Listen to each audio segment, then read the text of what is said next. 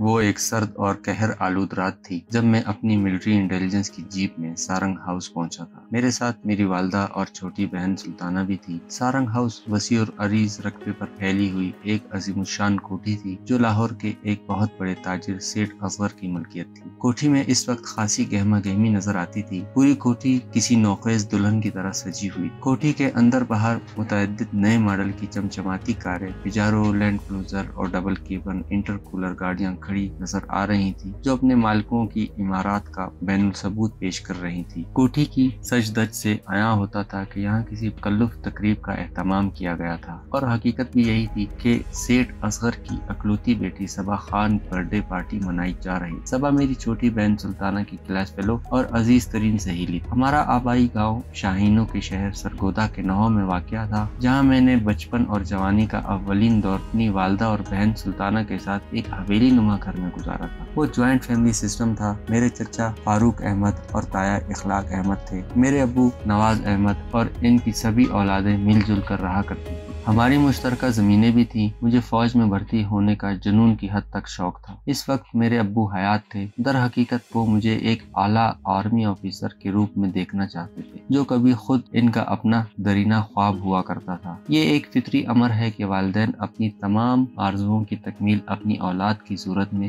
دیکھنے کے خواہش مند ہوتے ہیں۔ میرا قد کاٹ اچھا تھا اور پھر ابو نے مجھے ذمہ داری میں لگنے کے بجائے اچھی تعلیم دلوائی تھی۔ یہ بات میرے تایا اور چچا کو اچھی نہ لگی، کیونکہ ان کی کسی اولاد نے 4-5 جماعتوں سے زیادہ تعلیم حاصل نہیں کی تھی اور کھیتی باڑی میں لگ گئے تھے۔ زمینیں بھی ہماری کچھ اتنی زیادہ نہیں تھیں، بس اس قدر تھیں کہ 3 خاندانوں کی کفالت بآسانی ہو جاتی تھی۔ بہر طور چچا اور تایا ہم سے اس بات پر خار کھانے لگے تھے۔ یوں انہوں نے ہمیں زمین کی آمدنی سے بھی حصہ کم دینا شروع کر دیا۔ میرے ابو ایک امن پسند، شریف اور فراخ دل انسان تھے۔ انہوں نے بھائیوں سے جھگڑنا مناسب نہ سمجھا اور اسی پر شاکر رہے۔ پھر وہ وقت بھی آ گیا جب مجھے آرمی میں کمیشن مل گیا اور میں بیس پر ٹریننگ کے لیے چلا گیا۔ ٹریننگ مکمل کرنے کے بعد جب میں کیپٹن کی وردی پہنے اپنے گاؤں میں داخل ہوا تو لوگوں کی آنکھیں پھیل گئیں۔ اس کی وجہ یہ تھی کہ پورے گاؤں میں نہ کسی نے اتنی تعلیم حاصل کی تھی اور نہ ہی کوئی اتنے بڑے رینک تک پہنچا۔ میرے ابا کی تو حالت خوشی کے مارے دیدنی ہو رہی تھی۔ ان کا تو جیسے درینہ خواب پورا ہو چکا تھا۔ گاؤں کے لوگ مبارکباد دینے آنے لگے،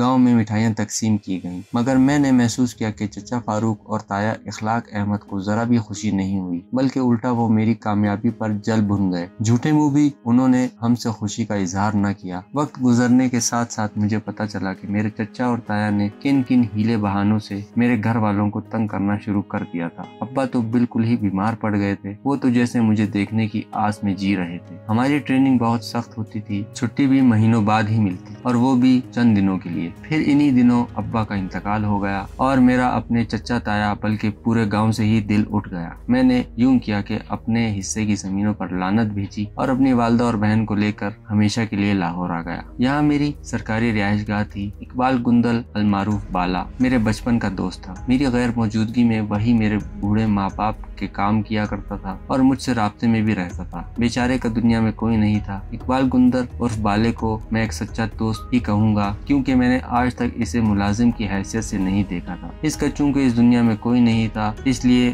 اسے بھی میں اپنے ساتھ لاہور ہی لے آیا۔ میں بات کر رہا تھا سیٹھ اصغر کی بیٹی صبا خان کی سالگرہ کی، جس کا انعقاد اس وقت بڑی شان و شوکت کے ساتھ سارنگ ہاؤس میں کیا گیا تھا۔ صبا میری چھوٹی بہن سلطانہ کی سہیلی تھی اور اس نے اسے فیملی سمیت اپنی سالگرہ میں شرکت کرنے پر اصرار کیا تھا۔ یوں بھی میں سلطانہ کو تنہا جانے نہ دیتا اور نہ ہی وہ خود جاتی۔ میں اس وقت وردی میں نہیں تھا، حالانکہ سلطانہ نے تو اصرار کیا تھا کہ میں اپنی وردی میں ہی ان کے ساتھ جاؤں تاکہ وہ فخر کے ساتھ اپنے ویر کا تعارف کرواتی، مگر ایسا میں نے دانستہ نہیں کیا تھا۔ سلطانہ نے تحفے تحائف خرید رکھے تھے جو اقبال گندل اور بالے نے اٹھا رکھے۔ ہم سب جیپ سے اتر کر گیٹ کی طرف بڑھے۔ باوردی گارڈ نے احتراماً جھک کر راستہ دیا۔ ہم چکنی روشنیوں پر چلتے ہوئے اندر داخل ہو گئے۔ لان کے ایک طرف محرابی چبوترے پر سائگون کی لکڑی کا دروازہ تھا، جہاں پیس فلورا کے سنگ مرمر کے گملے رکھے تھے۔ ایک باوردی خدمتگار نے وہ بھاری بھرکم دروازہ احترام سے کھولا۔ ہم تینوں اندر داخل ہو گئے۔ موسم سرما کی وجہ سے اندر حال ہی میں تقریب اور مہمانوں کی نشست का एहतमाम किया गया था। दरमियान में एक मुस्ततील मेज थी या फिर 3-4 मेजों को जोड़कर इस पर बेशकीमती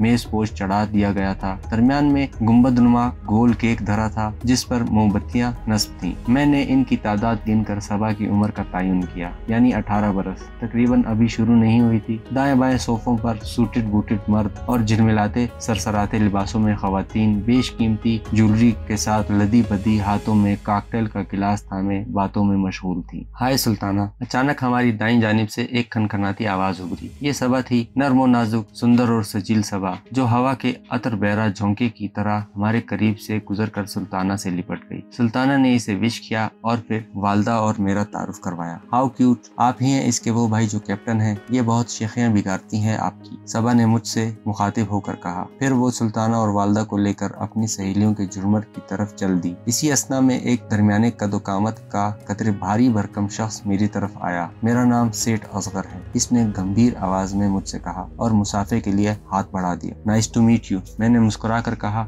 और इसका हाथ थाम लिया। कम इन, ज्वाइन योरसेल्फ। वो ये कहकर दोबारा अपने दोस्तों की टोली से जा मिला। वो लांसपुर के ग्रे सूट में मलबूस था। इसने जैसे खाना पूरी की थी। इसी असना में एक बावर्दी वेटर ट्रे उठाकर मेरी तरफ आया। मैंने कॉकटेल के बजाय कोक का गिलास उठा लिया। बाला भी मेरे साथ था। हम दोनों एक कोने में खड़े हो गए। हेलो कैप्टन साहब, अचानक एक आवाज पर मैंने चौंक कर गर्दन मोड़ दी। अरे जीशान, तुम यहाँ? दूसरे ही लम्हे मैं अपने दोस्त को देखकर गर्मजोश आवाज में बोला। ये जीशान मलिक था। सियालकोट के बेस कैंप में ट्रेनिंग के दौरान वो मेरे साथ था। रैंक अगरचा इसका लेफ्टिनेंट का था, मगर हम दोनों खूब गहरे दोस्त थे। बाहर तो और हमने गर्मजोशी के साथ मुआनिका और फिर बाद में मुसाफा किया। फिर मैंने हौले से हंसते हुए से कहा, ओए ये कैप्टन साहब का हल्का लगाना जरूरी था, सिर्फ इमरान कहना काफी न था। No never, senior is senior. वो खास आर्मी कवानीन के मुताबिक अटेंशन होकर बोला, ये कैंप नहीं है, हम यहाँ सिर्फ दोस्त हैं। मैंने मसनूई गुस्से से इसे घूरते हुए कहा, अच्छा ये बताओ तुम्हारे इतने भारी भरकम सेठ की बेटी से किस तरह दोस्ती हुई जो इस सालगिरह में चले आए? नहीं यार, मेरी तो दोनों बाप बेटी से रस्मी सी अलैक सलैक भी नहीं है। वो बोला, मैं तो अपनी बहन नादरा। ओह, मैंने इसकी बात काटी तो गोया तुम भी मेरी तरह हो। फिर इस इत्तेफाक पर हम दोनों ही मुस्कुरा उठे। इसके बाद मैंने बाले का तारुफ करवाया और इधर उधर की बातों में मशगूल हो गए। इस दौरान न जाने क्यों मेरी नजरें ना चाहते हुए भी बार बार सबा की तरफ उठ रही थी। वो वाकई बहुत अच्छी लग रही थी। बिल्कुल शहजादियों जैसी मासूमियत थी इसमें। रंग रूप भी फूल सा था। ए mister, don't look where, she is going to be engaged. Zeeshan lieutenant ने आखिरकार ताड़ लिया था, मगर इसकी बात पर मेरे दिल को एक घूंसा लगा। क्या वाकई सबा की मंगनी होने वाली है? मगर मुझे जैसे यकीन न आया। ओह, तो गोया कैप्टन साहब मोहतरमा को देखते ही दिल दे बैठे हैं। वो शरारत से बोला तो मैं भी बेख्तियार भिंची हुई हंसी के साथ बोला, नहीं यार, ऐसी बात तो नहीं है। वो देखो, वो है इसका होने वाला मंगेतर। जीशान ने हल्के से इशारा किया। मैंने मस्कुरा सिम देखा तो मेरा मुंह बेख्तियार खुला का खुला रह गया। हैरान हो गए ना सबा जैसी हूर के इस लंगूर जैसे होने वाले मंगेतर को देखकर। वो बोला, वाकई अगर ये लंगूर नुमा शख्स सबा जैसी हसीन और जमील का मंगेतर है तो मेरे लिए अफसोस का ही मकाम है। इंतहाई दुबला पतला, रंग कभी सांवला, सर के बाल भी अनकरीब फारिग होने का ऐलान करते हुए नजर आ रहे थे। नजरें भी चूंदी चूंदी सी, कद भी हल्का था। अगर सबा पेंसिल हील वाली ऊंची सैंडल पहनकर इसके साथ खड़ी होती तो इस लंगूर का कद और भी इसके मुकाबले में दब कर रह जाता। यार, क्या सबा या इसका बाप अंधे थे जो?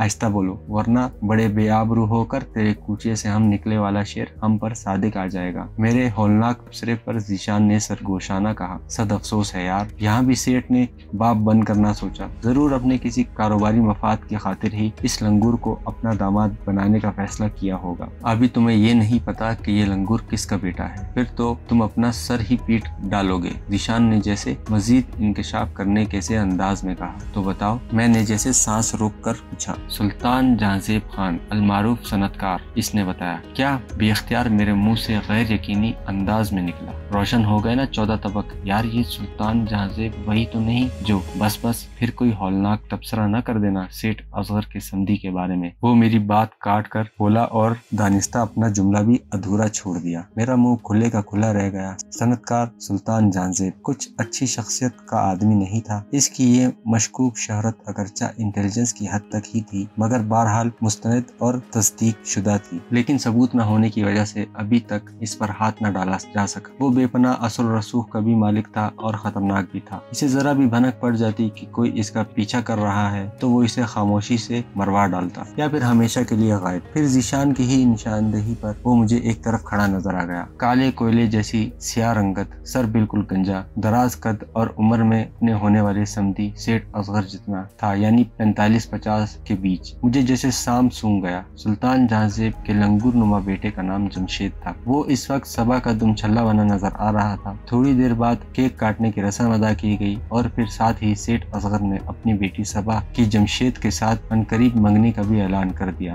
جانے کیوں مجھے یوں لگا جیسے سیٹھ اصغر نے اپنی معصوم اور پری پیکر بیٹی کو سولی چڑھانے کا اعلان کیا ہو۔ میں بے اختیار ایک ٹھنڈی آہ بھر کر رہ گیا۔ تقریب کا اختتام ہوا، ہم لوگ لوٹ آئے۔ جانے کیوں میرا دل اداس سا ہو کر رہ گیا تھا۔ سارے راستے میں خاموش رہا۔ اپنی سرکاری رہائش گاہ پہنچ کر میں نے اماں اور بہن کو اتارا اور جیپ گیراج میں کھڑی کر کے اندر آ گیا۔ سالگرہ کی تقریب میں اچھی خاصی ریفریشمنٹ کر چکے تھے، اس لیے کھانا کھانے کو جی نہیں چاہ رہا تھا۔ میری تو ویسے ہی بھوک اڑ چکی تھی، وہاں بھی میں نے کچھ نہیں کھایا تھا۔ میں اپنے کمرے میں آ کر بستر پر دراز ہو گیا مگر نیند میری آنکھوں سے کوسوں دور تھی۔ بار بار صبا کا معصوم اور سجل چہرہ میرے سامنے آ جاتا۔ میرا بس نہیں چل رہا تھا کہ سیٹھ اصغر یا اس کی بیٹی صبا سے جا کر سلطان جہانزیب کی اصلیت کے بارے میں بتا دوں کہ وہ در حقیقت ایک غدار وطن تھا۔ دیگر اشیاء کی اسمگلنگ کی آڑ میں وہ بعض اہم ملکی رازوں سے پڑوسی ملک کو آگاہ کرنے کی مذموم کوششیں کرتا رہتا تھا، مگر انٹیلیجنس کی اس کی انڈر گراؤنڈ مجرمانہ سرگرمیوں پر کڑی نظر ہونے کی وجہ سے وہ ہر بار ناکام رہا تھا، مگر ابھی تک ثبوت کی عدم فراہمی کی وجہ سے اس پر ہاتھ نہ ڈالا جا سکا تھا۔ اس کے جن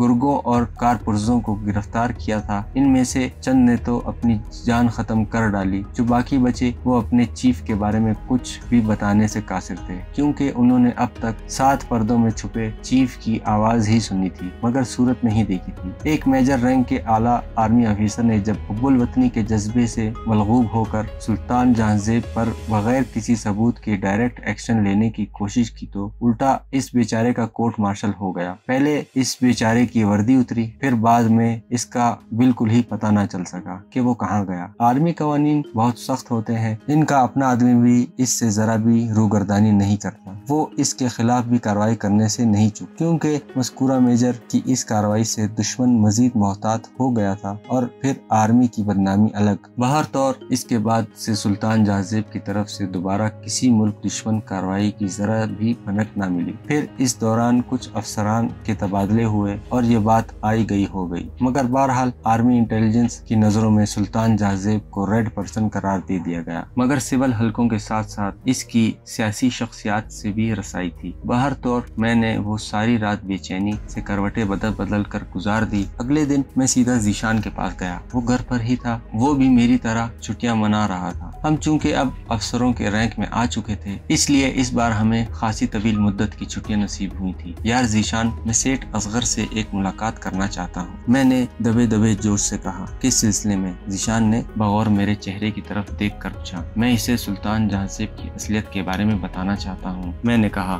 تو گویا اب تم اس کے بیٹے جمشید کے رقیب و سیاہ کا کردار ادا کرنے جا رہے ہو؟ وہ جیسے میرے دل کا چور پڑتے ہوئے بولا۔ نہیں یار، یہ بات نہیں، میں نے جھلا کر کہا۔ میں سمجھ رہا ہوں۔ ذیشان نے مجھے مزید بولنے کا موقع نہ دیا۔ کیا خبر سیٹھ اصغر کو پہلے ہی علم ہو، پھر تم کیا کرو گے؟ الٹا تمہارے گلے مصیبت پڑ جائے گی۔ سلطان جہانزیب خواہ مخواہ تمہارے پیچھے ہاتھ دھو کر پڑ جائے گا۔ کچھ بھی ہو، میں ایک بار سیٹھ اصغر سے ضرور ملنا چاہتا ہوں، اور تم بھی میرے ساتھ چلو گے، میں نے حتمی لہجے میں کہا۔ ذیشان چند ثانیے پرسوچ خاموشی کے بعد بولا، مجھے تمہارے ساتھ جانے میں کوئی اعتراض نہیں، لیکن میرا مشورہ تو یہی ہے کہ اگر ہم سیٹھ اصغر سے ملنے کے بجائے اس کی بیٹی صبا سے ملے تو زیادہ بہتر رہے گا۔ میں نے اس کی بات پر چند ثانیے سوچ کر کہا، اس کا کیا فائدہ؟ حکم تو اس کے باپ کا ہی چلے گا نا؟ ہرگز نہیں، صبا اس کی اکلوتی اولاد ہے، وہ اس پر اپنی مرضی ہرگز نہیں نہیں مسلط کر سکتا، تو پھر اس لنگور نما شخص سے شادی پر وہ کیسے راضی ہو گئی؟ میں نے کہا ہاں یہ تو سوچنے والی بات ہے۔ ذیشان بولا مجھے واقعی حیرت ہے کہ آخر اس نے اس لنگور نما شخص سے شادی کرنے کی حامی کس طرح بھر لی۔ مجھے تو کسی اور ہی چکر کی بو آ رہی ہے اور مجھے پورا یقین ہے کہ یہ صرف اور صرف صبا ہی بتا سکتی ہے۔ اس لیے میرا تمہیں مشورہ یہی ہے کہ تم تنہا صبا سے ایک ملاقات کرنے کی کوشش کرو اور اسے اعتماد میں بھی لینے کی کوشش کرو۔ میں نے اس کی بات پر سوچتے ہوئے اپنے سر کو استفہامیہ جنبش دی۔